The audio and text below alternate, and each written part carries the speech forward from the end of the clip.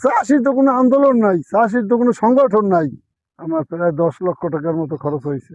তো চাষি আজীবনই এরকম লস খাইতে খাইতে যাচ্ছে খাইতে নাকি? খাইতে যাচ্ছে। কাকা, জি, এ তরমুজ চাষিদের বিশাল লস এবার। তাই আল্লাহ দিচ্ছে বিশাল। আশা করছি বসি হইবে, এই আশায় তো আমরা চাষ করছি। জি, কেন অসময় একটা বৃষ্টি আইয়া একটা বিপদগ্রস্ত, এটা তো আল্লাহর।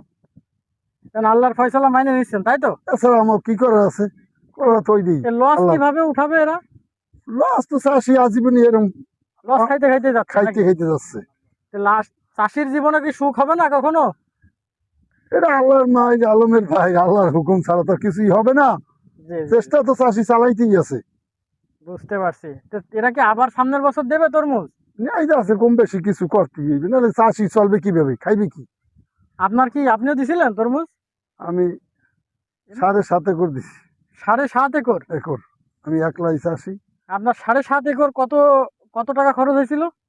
আমার প্রায় 10 লক্ষ টাকার মতো খরচ হয়েছে। তা উঠাইছে কত? 5 লক্ষ টাকা বেশি আর 5 লাখ লস? লস। জমি তরমুজই তো তুলতে পারিনি, ওই জমিনে রয়ে গেছে। বাহ, এটা কোনো কথা হলো?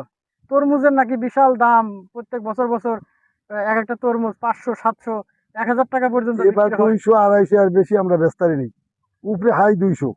সরাসরি বাজারে বিক্রি করা যায় এখান থেকে, মানে ক্ষেত থেকে নিয়ে যাইতে পারেন? আমরা আরো নেই, আরো বেগুনে আবার খুচরা পাইকারিরা নেয়।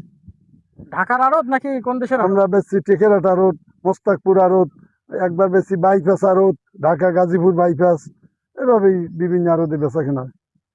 এবারে তেলের দামের কারণে মনে হয় তেলের ভাড়া বেশি দামের না? কারণে ভাড়া বেশি, জমিনে গনে উড়াইতে পারি না, গাড়ির ভাড়া বেশি। আসলে কৃষকের চিন্তার ভাঁজ কখনো যাচ্ছে না, ঠিক এই না? যে এইভাবে তেলের অবস্থান হইলে, জি জি, এই যে জমিন মিশিংয়ে চাষ করবে তৈলের দিয়া, সব ঘাড়ে উঠবে চাষির। মানে সরকারের কাছে আপনাদের এখন চাওয়া পাওয়া কি?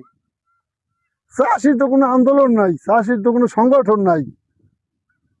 এখন তো সরকার যতটুকু বিবেকে লয় ওই অবস্থা। চাষির কোনো আন্দোলন আছে?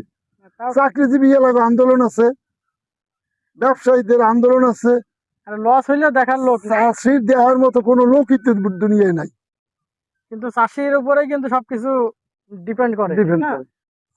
যাই এই হোক, এখন এই কেরোসিনের দাম সরকার রেট করছে একটা, এদেশে কেনা লাগে 1.5 গুণ বেশিতে। আসলে 1.5 গুণ বেড়ে যাওয়ার কারণ কি?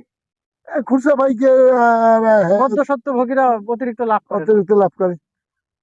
ঠিক আছে কাকা, আপনাকে ধন্যবাদ। হ্যাঁ, আসসালামু আলাইকুম। ওয়ালাইকুম আসসালাম।